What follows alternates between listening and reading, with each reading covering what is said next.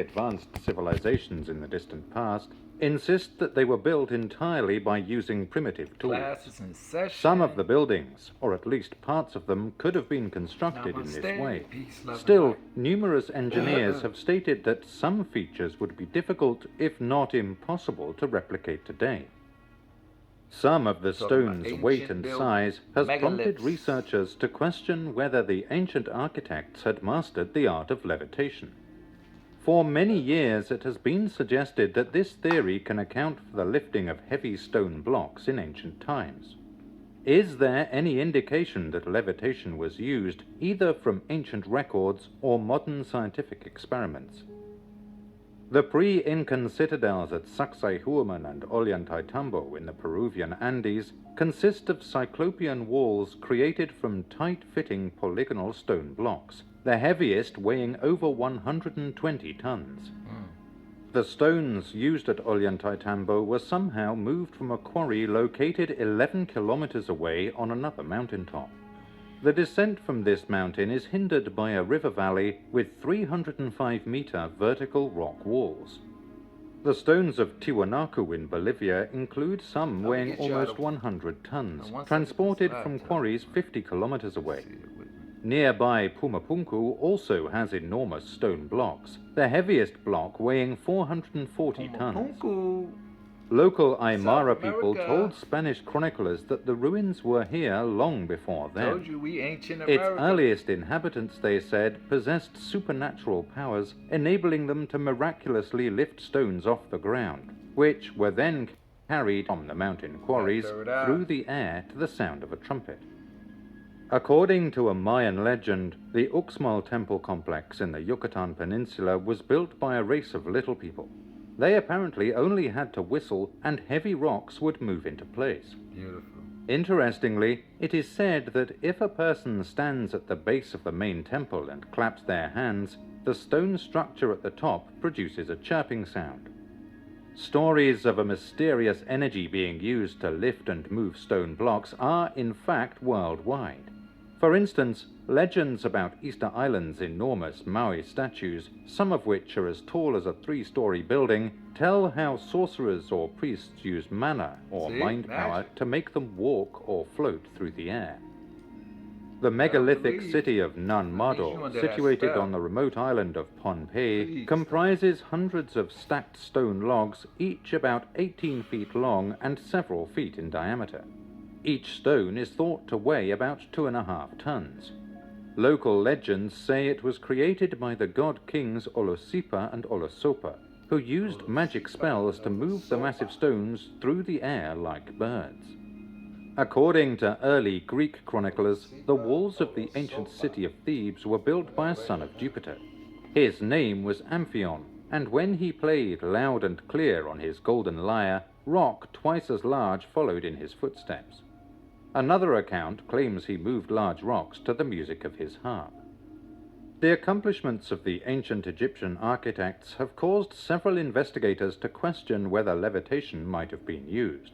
For example, the main temples on the Giza Plateau contain huge limestone blocks placed on top of one another, weighing between 50 and 200 tons. What's more, 200 feet up, in the roof of the Great Pyramid's King's Chamber, are substantial granite beams weighing up to 70 tons. The 10th century historian Mazdi wrote in his book, The Meadows of Gold and Mines of Gems, that to construct the pyramids, the ancient Egyptians inscribed certain characters on papyri and then inserted them under the stone blocks. Afterward, they were then struck by an unknown device which produced a sound that made them rise into the air and travel large distances.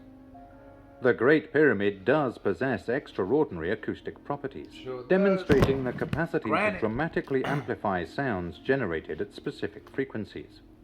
The Egyptians clearly knew a lot about sound and knew how it could produce powerful effects, possibly including levitation. The most gigantic blocks ever used in a human-made structure are found at the Roman Temple of Jupiter in Baalbek, Lebanon. In the Cyclopean retaining wall, there are 3 colossal stones known as the Trilithon. each of these stones weighing a staggering 1,000 tons and are approximately 19.5 meters in length, 4.5 meters in height, and 3.5 meters in depth. The stones fit together flawlessly. 500 meters away, a fourth, even larger block, weighing as much as 1,200 tons, can be seen on the quarry floor. A further 7 mammoth stones weighing about 450 tons each lie in the course beneath the trilithon. No written records explain the construction of the platform, and there are no traces of a roadbed or ramp leading from the quarry.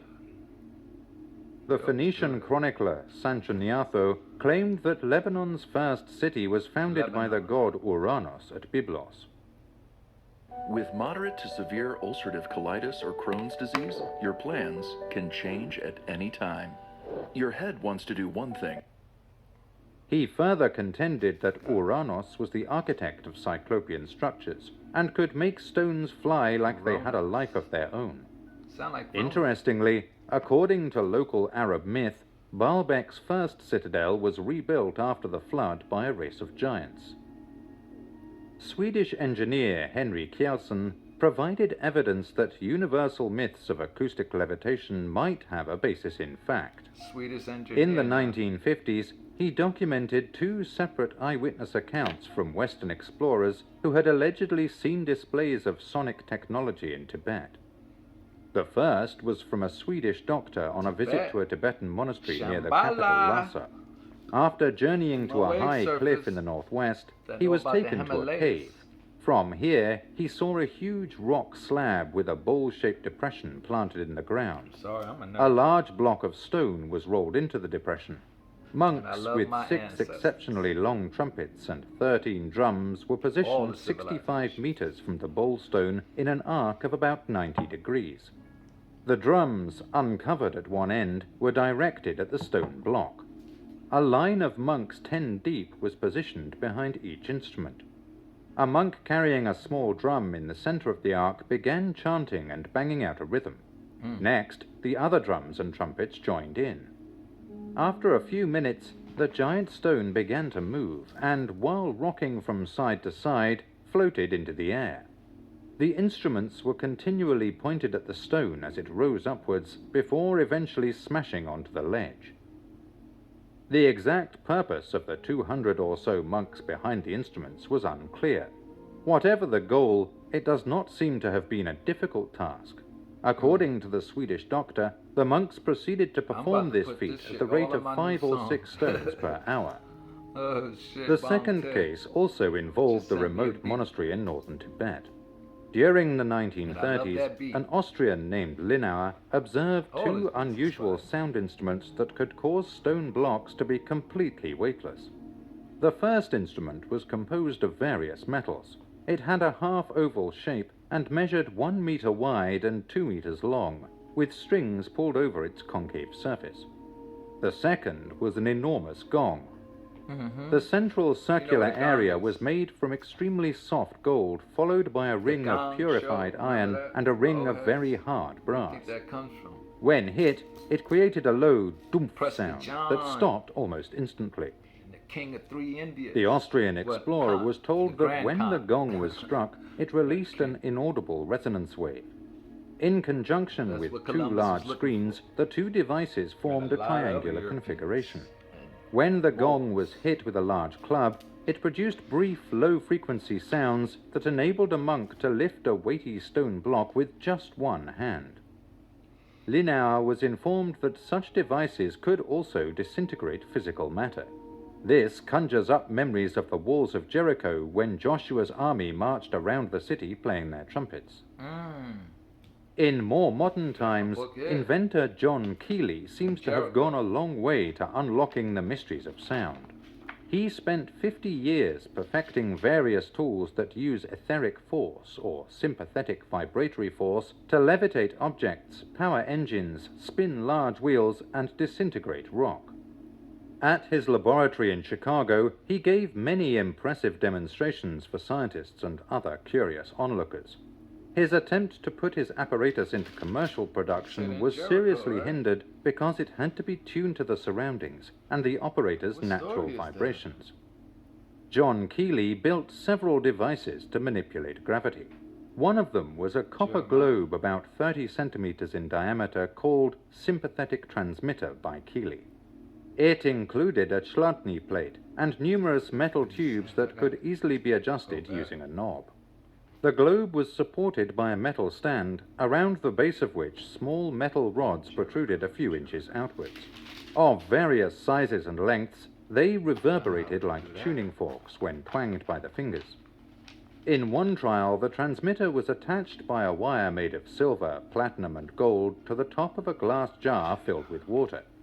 When the correct chord was sounded on the strings of a zither, metal balls weighing 1 kilogram rose from the bottom to the top of the jar until a different tone was played, which caused them to sink back to the bottom. Keely catalyzed the vibratory force required to make objects move using various musical instruments, including fiddles, harmonicas, horns, trumpets, and zithers, and could even operate the devices just by whistling. After further experimentation, observers noted how Keely could easily make large steel balls fly in the air by playing on an instrument that resembled a mouth organ. He could also raise substantial weights by attaching them to vibratory devices worn on his body. Numerous people saw him levitate and move a cast iron sphere weighing 3 tons. Using a combination of a musical instrument, connecting rod, and transmitter, he was able to make a 3.6 kilogram model airship take off into the air and then descend with a motion as gentle as that of thistledown. Edward Leedskalnin, in even more recent times, claimed to know the secret of how megalithic structures were built.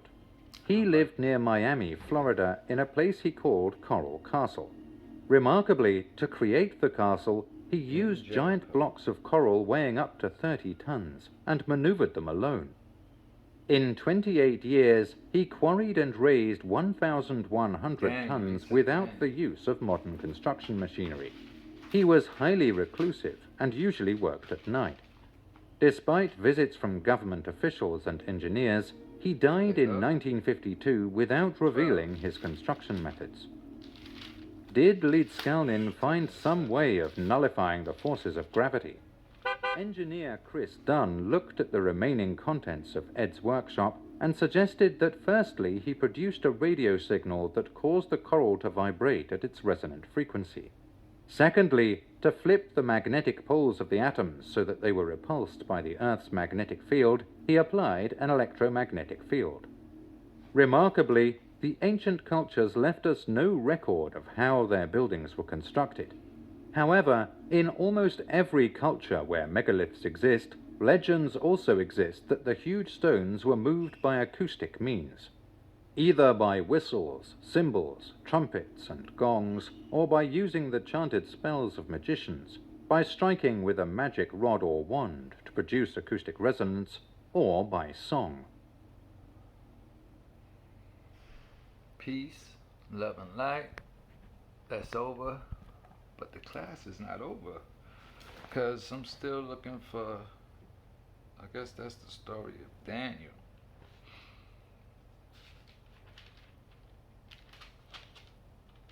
I just seen it too.